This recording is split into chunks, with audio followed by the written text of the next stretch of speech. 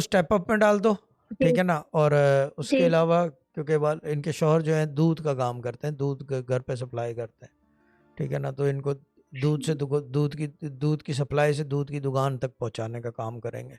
और दूसरा काम ये करो कि इनको स्टेप अप में डालो, 636 वहाँ से वजीफ़ा देंगे वो, या मैं दे रहा हूँ अभी। एडवांस प्लस बिस्मिल्लाह के नक्श सदर सद फुल एडवांस गाइड करवाओ, जो हाँ कुछ करना है करके वहाँ पे भी भेजो। और फिर ये कि with the Baloch every 45 days to 50 days, 45 to 50 days मेरे से एक दफ़ा कंसल्टेशन वाली जो आपकी कॉलें हैं ना, जो खतूबा और आपकी जो जी ग्रुप के शायद अंदर की है, वो जी आप शायद इनको कनेक्ट करोगे और मुझे याद दिला देना कि इनके शौहर दूध बेचते हैं। तो बस फिर वो ये कि जी जी इनका शायद इनका जो फ्लैग है वो चेंज करूंगा कि दूध बेचने वाले नहीं, दूध की दुकान वाले करूंगा।